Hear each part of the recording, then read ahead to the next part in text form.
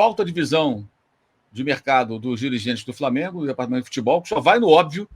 Eu quero o Vinha. O cara da seleção do Uruguai, jogou no Palmeiras.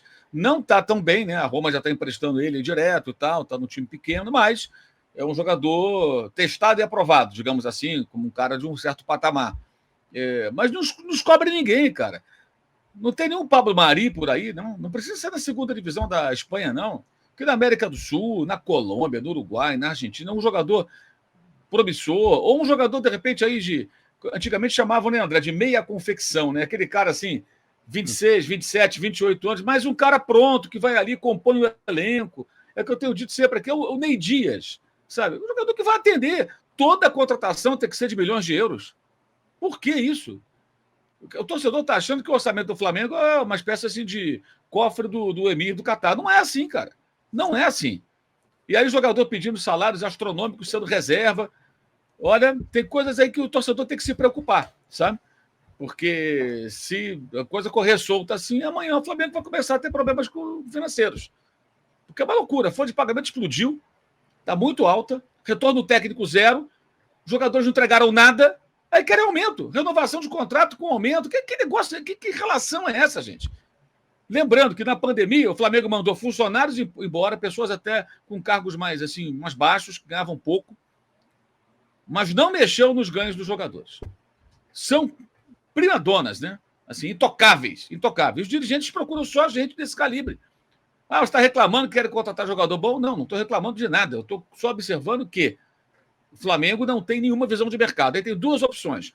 Ou o centro de inteligência, que tem profissionais voltados apenas para observar mercado e apontar opções de contratação, não trabalha bem, ou trabalha bem e o departamento de futebol os ignora. Olha, tem aqui 10 nomes aqui interessantes. Não queremos saber. Vamos de jogador lá do time europeu, ou o principal jogador aqui do River Plate. Aí é fácil, cara. Aí é fácil. Eu acho que a competência ela se apresenta quando você busca jogadores que não são também tão caros, mas são úteis. Não para ser estrela do time, mas para compor um elenco. É impressionante isso. E virou uma espécie de... Você pode observar na rede social como os torcedores já entraram numa que parece que o Flamengo... Sério, é o PSG com o dinheiro do Emir do Catar. Pode contratar quem ele quiser, não precisa se preocupar. Não é assim, gente. Não é assim, não. Eu critico aí o departamento de futebol, porque se o centro de inteligência, que é subordinado a quem chefia o departamento de futebol, não for competente o bastante, eu tinha que demitir todo mundo. Agora, se o centro de inteligência tem gente boa, capaz, que entrega e os caras não fazem, aí não é culpa dos rapazes que lá trabalham. Mas o chefe do departamento de futebol é o Marcos Braz, né? Então, ele é o chefe do centro de inteligência, correto? Então, certo. Se os caras não entregam nada, cabe ele falar, olha, eu quero contratar jogadores, não só medalhões, eu quero contratar caras novos que surgem. Ou, como eu falei, o Caulinho é um exemplo disso aí. Jogador de meia confecção, chamavam antigamente, que é o cara que já está numa faixa X de idade, mas que não é tão novinho, mas é útil. E que, quando você vai buscar, esse cara não custa uma fortuna. Aí o Braz teria que internamente falar, olha, vocês não me apresentam nada que atenda o nosso patamar mínimo técnico, né? Que é isso, o cara que é bom para o clube A não é bom para o clube B. Tem isso também. Então, diante disso, vou mudar tudo. Não mudou ninguém. Mudou?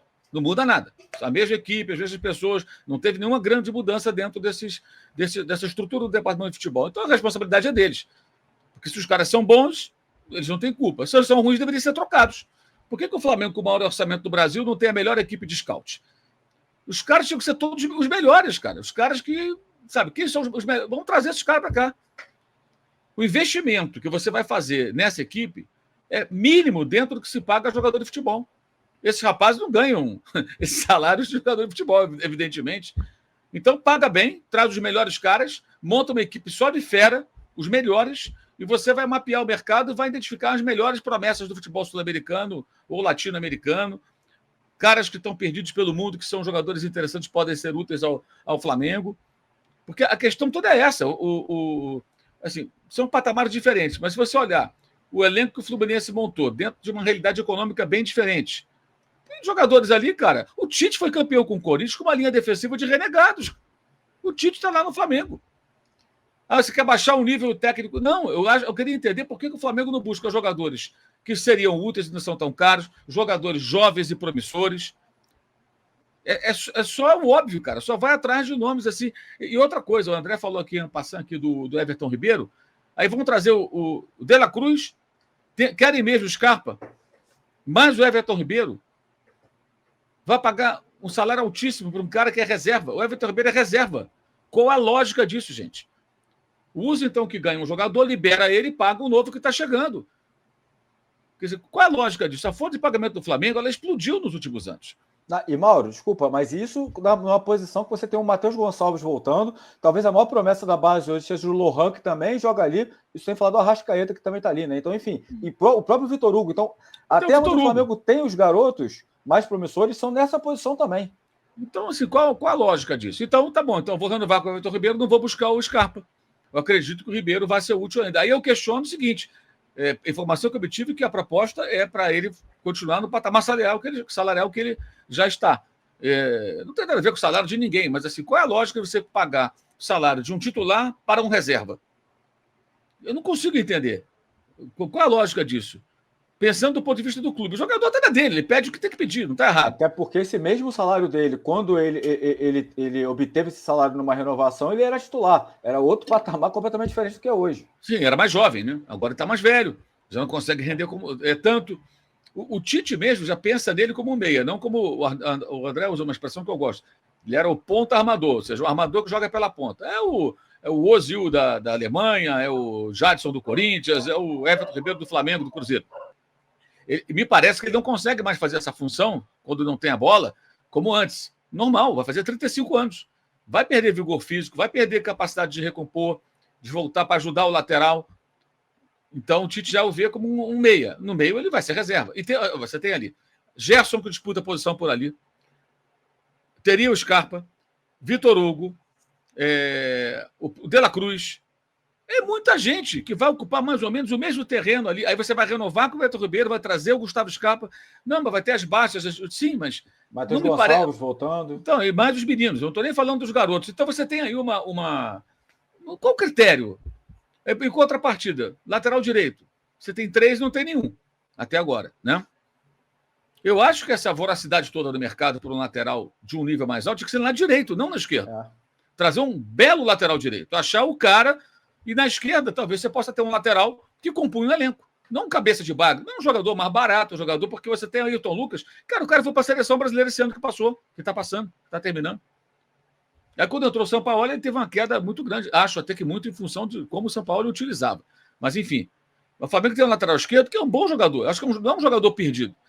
Aí o cara passa uma fase ruim no Flamengo, já acha que não serve para nada. Ah, não, esse jogador é ruim, manda embora, descarta. Como se fosse assim.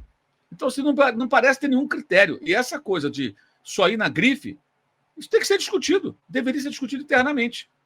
Eu fico imaginando o trabalho desses caras lá do Centro de Inteligência, que é um nome muito pretensioso, por sinal, né? Centro de Inteligência.